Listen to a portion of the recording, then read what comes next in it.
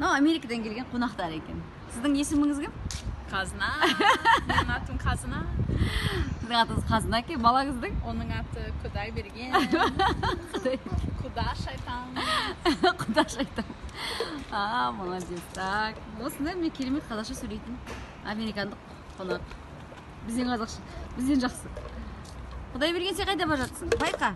Ару, сен тағы да итеріп жібермеші, таң атпай итеріп жіберіп, Ару. Қазына, қазақшаны қайдан үйрендіңіз? Мен Шымкенттен үйрендім. Шымкентте тұрдым. Қанша жыл? 2,5 жыл болды. Шымкент жақсы ма, Алматы жақсы ма екен?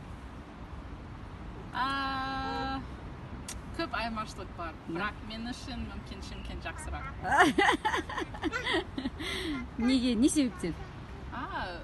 Шымкентте өмір асықпай, адамдар ашық, қонақжай, пробка аз. Солай. Арзан қала. Иә, дұрыс. Бәрі қазақша сөйлейді, иә? Әлде орысша сөйлейтін қазақтар бар ма? Бар, әрине, бірақ Шымкентте көп орыстар қазақша сөйлейді. Алматыда? Аз. Ятай. Иә. Қазақтар білмейді қазақ тілі. Ол ят қой, иә? Позор. Бірақ Алматы үлкен қала, мүмкін орысша керек.